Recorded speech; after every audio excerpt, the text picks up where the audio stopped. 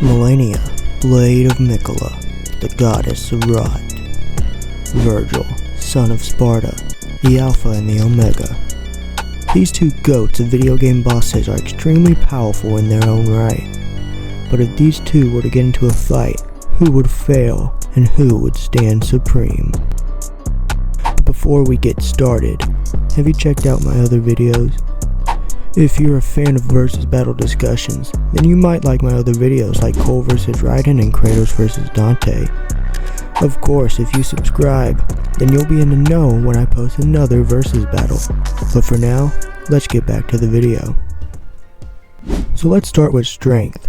The blade of Mikola is no stranger to raw strength. As an absolute lowball, she's able to throw Tarnish in the air with max weight, which is around 433 pounds when taking into account the weight of the Tarnish itself. But like I said, this is the absolute weakest she can be put at. We know that Malenia was able to beat Godric with no issues. And we also know that Godric was able to break the ground around him in about an 854 square foot area. This is about small building level. And Malenia easily beat Godric, so she could be given higher than this. But now, if you really want to get to her highest strength scaling, then we must look at her fight against Radahn, which is stated in lore to have no victor. This is really important as we know that Radahn was stated to be the strongest demigod. And there is real reason to believe this, as he is able to hold up the stars with his gravity magic. He is even so strong that he's able to do this while fighting. And one thing I'd like to clear up is the fact that some people believe the stars that he's holding up aren't actually stars but meteors. But that is a common misconception, and he is actually holding back both of them. Since we can see the stars start moving again, and he is able to imbue his gravity magic into his blades, and Malenia is able to fight these attacks and seemingly attack with similar power. And with this scaling, Malenia can be put from anywhere from large solar system to galaxy levels of attack power and strength. Now, would you believe me if I told you Malenia could get a little higher? Yes, in her fight with Radahn, she did her strongest attack, the Scarlet Aeonia. She once again did this attack in her second phase of her fight. There's also another bloom right outside her boss room. But why is this important, you ask? Well, it's stated in game that if Malenia blooms 3 times, then she will become a goddess. This is even more supported when you consider her second phase name is literally Malenia, goddess of rot. This is really important because this means we can compare her to other gods in the lore such as Marika and Radagon, who are the same person, but also married, but also hate each other. Welcome to FromSoft lore. Anyways, this is important because Marika was able to fracture the Elden Ring into 9 great runes. The Elden Ring was a piece of the greater will itself with its will. This Elden Ring was able to govern the rules and reshape the lands between, such as life and death. All this to say, Malenia could be hitting with universal attack power. And yes, I know, this is an extreme highball for Elden Ring, let alone Malenia. But if you know anything about her opponent, you know she's going to need all the help she can get. Yeah, that's right. The Alpha and the Omega himself, Vergil. So let's start with something simple. We know that Vergil, at bare minimum, can strike with enough force to lift Beowulf into the air and hit the ceiling. This was calculated by Death Battle to be around 720 newtons of force, which is small building ranges of AP. Of course, this is a bare minimum since we know in DMC5 that Vergil should scale to current Dante and scale to any previous iteration of Dante as well. This means Vergil should scale to Mundus, who was able to create space in his fight with Dante, which contained many stars. This would put him at Galaxy at a low ball and Universal to a high end. Vergil in DMC5 was able to clash with Sin Devil Trigger Dante, who contained 2/3 of Sparta's sword. And it's pretty certain that the Sparta brothers grew stronger than their father. Now, what makes this important is that Sparta split the world into 2 dimensions, the human and the demon realms. Vergil not only scales to this, but is able to cut through 2 realms with Yamato. This could be scaled at universal or multiversal, depending on how you see and scale the cosmology. And it really doesn't matter how you scale it, as Malenia very well could be universal as well if you consider the Land of Shadow as a separate universe from the Land Between, as you would a demon world from a separate universe of the human world. And yes, the Land of Shadow was separated from the Land Between, just like Devil May Cry. Either way, it's time to get to speed. Starting with Malenia, she should scale to the player character, the Tarnished, who is able to dodge lightning from multiple sources like Fortisax, Lanciax, and Placidusax. This would put her at massively hypersonic. This is even more consistent when you consider that Malenia can dodge these lightning attacks from the Tarnished. This is about the lowest you can put her, with her being able to get light speed from all sorts of scaling, with her being able to dodge many different forms of light incantations in her boss fight. And besides, she's also one of the fastest bosses in the game. The Tarnished, when fighting Dragon Lord Placidusax, fought in a space without time. In fact, the entirety of Farum Azula is said to be without time. So, you could argue for immeasurable speeds if you scale Malenia to the Tarnished, although I can understand if you don't, since Malenia isn't even required to beat the game, but I do think she would. Although, even I can admit the immeasurable speed calc is maybe a little out there. So Vergil's speed is pretty straightforward. He is pretty casually a bullet timer, with him showing multiple times to stop bullets with just spinning his blade Yamato. He does this in almost every fight he's in with Dante and Nero. We can even get him to massively hypersonic as well, as we see him dodge both lightning attacks from Levon, Cerberus, and Overture. Oh, and I forgot to mention that he can teleport as well, so there's that. But of course, Vergil was able to get to faster than light speeds as well. One example is Vergil dodging the laser from Dante's Kalina Ann. And with Vergil scaling to Nero, he gets Nero's speed, who is able to dodge light attacks from Artemis. And one that Vergil actually scales to directly, Beowulf. Vergil is not just able to dodge attacks from him, but he also gets the gauntlets that have Beowulf's power in them, which are light based. But of course, if you really want to, then we can get Vergil to immeasurable speeds. We can once again get this from his scaling to Dante, who is able to move into space without time when he fights Mundus, who created a separate dimension without time. And we know that Vergil is able to keep up with Dante in DMC1 when he's arguably in his weakest form besides DMC3. But now, I think it's time we talk about some smaller things. Let's start with experience and skill. We know Malenia fought during the Shattering, which was stated to be an age ago. We also know that in Elden Ring, ages are usually around 1,000 years. But Malenia could be older, as she doesn't seem to age, so she could easily be older than that. However, I think it is important to state that she was asleep from the end of the Shattering to the moment the Tarnished woke her in her slumber, so we could easily say her experience itself is lower. Her skill, however, is pretty notable, with being stated to be undefeated in combat many times. We know that when she was young, she was trained by a blind swordman, who was able to fight out the Rot Goddess with his water-like movement and seemed to be extremely skilled. Not to mention, she should be above almost every other demigod in the game who seems to be also extremely skilled, so it's safe to say she's pretty skilled. Vergil's experience is pretty underwhelming considering he only has around 50 years of experience, since he's only 50 years old at most, and about 20 of those years were spent in Nilo Angelo. Of course, this doesn't mean he isn't skilled, as Vergil is one of the most skillful fighters in Devil May Cry. Once again, he is on par with Dante, who is shown to be extremely skilled with weapons that he just picked up, such as Cerberus or Cavalier. In fact, Vergil is shown the same skill when he picked up Beowulf and was able to keep up with Dante with the gauntlet just minutes after. So I say, it's safe to say, that if Vergil is able to use a weapon that he just got that good, he should be extremely skilled with weapons like Yamato, which he's had since he was a kid. Speaking of weapons, it's probably time we talk about that. Since we are on Yamato, let's start with Vergil. His primary weapon, Yamato, is an heirloom from his father with the innate ability of being able to cut through space. He used it to cut through the Demon Realm in DMC5. This weapon is probably his fastest, as he can unsheath it faster than the eye can comprehend. Of course, the weapon itself has demon power and is also able to separate the demon from man. The sword is also 1/3 of Sparta's power, as Sparta's blade was split into 3 swords: Yamato, Rebellion, and Force Edge. Vergil has a Force Edge. This sword is basically like Dante's sword Rebellion. In fact, Dante actually used it in the first game. And like I said, it is also 1/3 of Sparta's blade. However, in DMC5, he no longer has it and switched to a spectral version that resembled it. Now, let me get one thing out of the way, because I know someone's going to mention it. Vergil is not 9D, at least not in canon. If you're confused, in the mobile game Peak of Combat, there's a statement that souls in DMC are 9th dimensional. However, this game is not canon to the main series. For one, the game has DMC3 Dante and Vergil, DMC4 Nero, and DMC5 V, who is Vergil's human side. So yeah, unless you're using composite Vergil, he is not 9D. But more on summoning swords.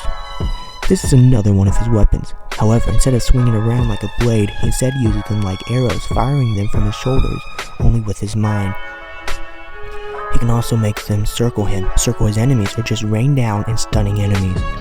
And his last weapon, Beowulf. These gauntlets from which he can kick and punch his enemies with really powerful blows. Like I said, their power is from light-based attacks. So yeah, Vergil is pretty cool. Malenia really only has one weapon, that being the hand of Malenia. Her sword. Very creative name. This is basically a katana built into her hand, her golden hand. Yep, that's right, Boomstick. Malenia is missing a few limbs, these being her arm and one of her legs. However, this gold is special as it is unalloyed gold, which was made by Malenia's brother to keep the Scarlet Rot at bay. But what is the Scarlet Rot, you ask? Well, it basically turns you into a rotting human, which is exactly what Malenia is, hence the unalloyed gold holding it at bay. However, she is actually a vessel for the Scarlet Rot goddess, meaning she can inflict it on others, her blade being one way to do it. Now, although her normal blade attacks can inflict it, when in her goddess of rot form the attacks inflict Scarlet Rot. Her blade can also heal her for every hit she lands, whether it's blocked or not. However, this is an effect of the great wound that she took from the shattered Elden Ring. This essentially gives her the ability to heal herself every hit, and that's really all she does besides a kick sometimes. And for Malenia's abilities, she has some pretty powerful stuff. Besides the normal sword attacks, she has a waterfowl dance. And besides making players want to throw their controller, this trick is actually pretty powerful when you consider that it's probably the purest form of the technique that the blind swordsman taught her. And remember, these techniques were able to seal away an outer god, the god of rot itself, in the lake of rot. I said rot too many times there. That doesn't necessarily mean it would be able to seal away or defeat other outer gods, since the techniques were specifically made to counter the Scarlet Rot. But the fact it was able to contend to an outer god at all should show how powerful these techniques are. Other than that, once she turns into the goddess of rot, she can inflict Scarlet Rot with Aeonian butterflies. With these same butterflies, she can also create clone-like figures as well. But her most powerful attack is her Scarlet Aeonia. This is an orange flower that blooms from Malenia that inflicts Scarlet Rot. Now, what makes this powerful is of course being able to inflict Scarlet Rot, which is actually stronger than any other version that can be inflicted. In fact, it's so powerful that it was able to inflict Caelid. This is about a 6.2 square mile area. And I know it's not instantaneous, but it is still really fast considering the size and most likely short time it happened. This would be definitely hard to dodge. She also earns some wings that seemingly allow her to fly, which are pretty cool. These last two abilities happen when she turns into the goddess of rot, and her great rune that I mentioned earlier also grants her a power boost, which is part of the Elden Ring itself. It is also seemingly affected by the rot god itself. This also happens with Mohg's great rune, where it seems the formless mother corrupted his. Moving on to Vergil's abilities, he's got a lot. Like I said before, Yamato can cut space with Void Slash. He can also use Judgment Cuts with it as well, which is basically a super fast unsheath with his sword. Vergil can also send out projectiles with his Mirage Edge and send his sword out in a circle an opponent. This isn't all, however, as all of his base weapons have special moves. Beowulf has him hit the ground, causing everything to go flying in the air. Mirage Edge has him fly forward with it and perform a deep stinger, and Yamato has him fly forward with the sword and cut the space around him, causing a distortion with time. This one is probably his most powerful attack. However, Vergil has other abilities. Vergil can summon Doppelganger by his side that uses a spectral form of his Devil Trigger. Speaking of Devil Trigger, Vergil also has that, his newest one being his Sin Devil Trigger. Even though it's not using 2/3 of Sparta's power, Vergil ate a Clyflot apple, which is what gave Mundus the ability to rule the underworld. With Devil Trigger, he's not only faster, stronger, and more powerful, but it also heals him for the entire duration. And even though it has a power resource tied to it, it is still incredibly good. So, now that feats are covered, let's get to the bottom of this. And this is one of the reasons I picked this matchup, because I knew it would be fun to discuss. But I think you could tell by the way I scale them that they seem pretty even in stats. With power AP, I think you can make an argument that Vergil scales way more casually to universal sides of things. However, if we decide not to include their universal feats, which are admittedly highballs based on statements, then Malenia has a higher base, not including her universal with her scaling to Radahn and his stars feat. But Vergil could also get there with his Mundus scaling feat, so I think it's safe to say they're pretty even. Vergil having better universal feats, and if you don't include those, then Malenia probably scales more casually. Speed is a little more straightforward, as they can both get to relativistic and even immeasurable speeds, depending on how high you want to scale them. Vergil has shown a lot of speed feats outside the immeasurable speed, but Malenia should be more consistent in the immeasurable category, since not only is Farum Azula stated to be out of time, unlike Mundus's boss fight, and there being a boss fight where time itself is being turned back, whereas Vergil's feats require you to assume the space doesn't have time like in Mundus's arena. But like I said, they are pretty even. So what really will be the deciding factor is their abilities and hacks. What about Malenia's Scarlet Rot? Now this one is a little more loosey-goosey, as there isn't an equivalent in Devil May Cry, so we have to get a little creative. In Elden Ring, Scarlet Rot is said to have no cure besides unalloyed gold, which even then only halts it, since as soon as it is removed, the rot comes back. This seems to be the only cure for it, but substances like fire can ward off the effect as well, just not to the same extent. The rot has also been shown to infect non-living things as well, including multiple rivers, so it could quite possibly rot equipment. As far as Vergil's counter to this, he might not have anything, unless... In this page of the Devil May Cry 1 guidebook, when translated, it said Dante was being eroded from the luck of the demon world, and he was able to fight it off with his mental strength. The only other parallel for rot I could find was the Neo generator from DMP3, where it drains Dante's life force, but it's life force instead of matter, so it didn't seem right. But since Dante was able to fight off the corrosivity of the demon world, then Vergil, who has the same powers and regeneration as Dante, should be able to do it as well. This doesn't mean it won't affect him, as Dante had to focus and use his mind to fight it off, but it does mean it wouldn't stay with him forever, like with Don, who had been rotted for at least 1,000 years. So if Vergil gets hit, he'll probably be rotted and then have to focus momentarily to stop the effect before he gets hit again. Next thing to consider is Vergil's Yamato, which could quite possibly end a fight. As I said, Yamato has the ability to cut through space-time. Well, we know that Malenia can tank attacks from weapons that have been infused with ancient dragon smithing stones. These stones are said to twist space and time and are the scales of Dragon Lord Placidusac, who exist outside time. So you might think it won't affect her, but something I didn't mention in the stone's description was the fact that the stone is able to make the weapons kill the god. And remember what Malenia comes in her second phase? A goddess of rot. This suggests that weapons that warp or twist time can kill gods in the Elden Ring. Yamato is able to do exactly that. Now, if you don't know that Yamato can warp time, Vergil has Void Slash that slows the enemies, and of course he has Judgment Cut N, which just straight up freezes enemies in place. And both of these attacks involve him cutting space as well. So Yamato will be able to kill Malenia, maybe not in one hit, but it will be able to. And that's all there really is, as anything else Malenia has, Vergil has a counter to. Malenia can make clones, Vergil can make one that's stronger. Malenia can become a god and fly. Vergil can show his true demon form and fly as well. Malenia uses her sword, Vergil will use his better. And this is without even mentioning his Mirage Edge, which is made of his soul, which could probably hurt Malenia's soul, which she has no defense against. So yeah, Vergil wins mid to high diff depending on where you scale everybody. Thanks for watching to the end, sure means a lot to me. I guess I can just talk now. First off, I'm aware that Elden Ring is pretty hard to scale, and that there are some people that put Malenia at small building level at her highest, but if I were to give that scaling, the Vergil would sneeze on her and win. Also, I don't want to have any complaining about how I scaled Vergil and not including Devil May Cry Pick a Combat, 90 Soul Statements, and Malenia's universal scaling, as both of these I know might be controversial, but remember, that Vergil debating is naturally opinionated and biased. So if you think I winged Vergil and downplayed Malenia, then you are entitled to believe that, as I am the Vergil winning. Also, I really wanted this fight to be focused more on abilities instead of just straight stats, as I think talking about their abilities and how they interact with each other is much more interesting than talking about who can hit harder. But again, thanks for watching, and don't forget to like and subscribe, and leave battle suggestions in the comments. See y'all later.